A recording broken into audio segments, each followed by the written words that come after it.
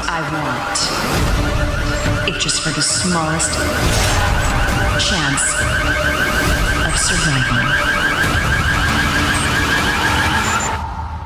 In 1945, an American scientist predicted a future of unparalleled. Okay. Look at you and your fancy background. Thank you. Danielle, I gotta be honest, I am honored to be talking with you. I think I've seen you since I was a kid and you were in Halloween 4 and all. So I practically so much stuff you've done. So I'm like thank super you. stoked. And I recently just saw you in Roadkill and I absolutely loved your performance in that. Thank you. So, but I gotta tell you, I think you outdid yourself with Project Dorothy. I watched it last night and I was like totally floored once you stepped into the picture and unleashed all this unholy hell on these two guys. So yes, that's a good way to put it. So great job on that film, on the film. Thank you. First question is, how did you get involved with this particular movie?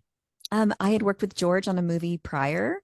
It was just a tiny little part, one day thing, and we connected and then called me and said, I've got this, or called my agent and said, I've got this other project, and said, what role is it? And they said, oh, it's this movie called Project Dorothy, and the role is Dorothy. I was like, okay, I'll take it.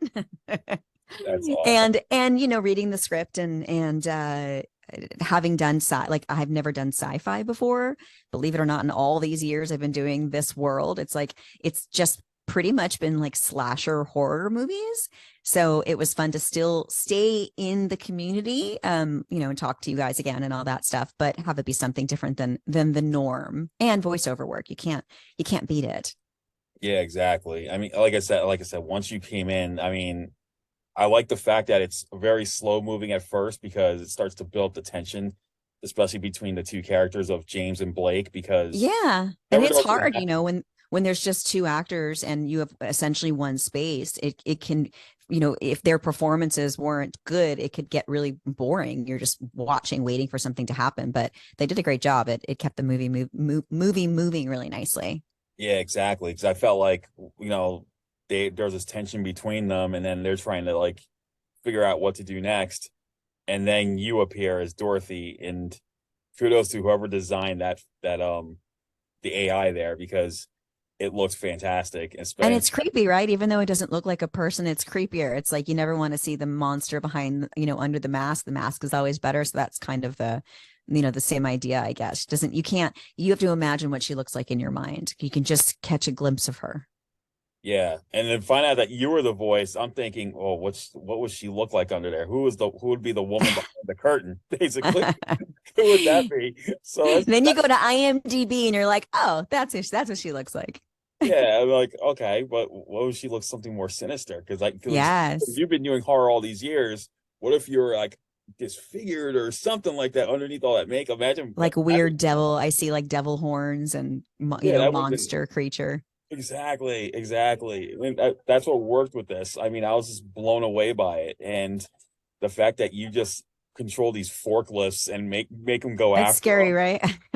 Oh, I would have been if I was in that situation, I would have been trying to get out of the building. But yes, big machinery chasing you is always frightening. That's awesome. Yeah, exactly. So how did you I also saw that you were an executive producer on the film, and so I could tell like you were really involved with the project. So what'd you think of Tim and Adam as I know you mentioned they were great and all that, but did you get to go on the set at all, or you just? I did not. No, I literally, they did everything before I got there, and was the last element to fit into the movie. And I mean, it could have gone anyway, depending on what we decided to do with her and voiceover wise. I mean, she's written to be seductive and sassy and sexy and, you know, a little mean, but doesn't go out of her way to be incredibly nasty. Doesn't have to, I guess. It was just something that I had wanted to be a part of. You know, again, like back to the sci-fi stuff and, you know, the guys are great actors. So I didn't get to see anything though, until we're literally in the booth and I'm seeing it play out in real time too.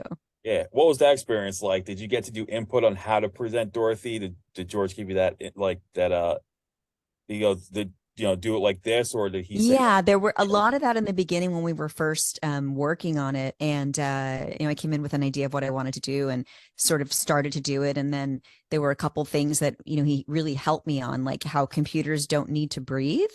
So humans need to stop every couple of words and take a breath, where it's very difficult to do that when you're needing to take a breath, but I'm pretending to be a computer. So it was like, how do I not take a breath while I say this amount of words? How many words can I get out before I have to take a breath?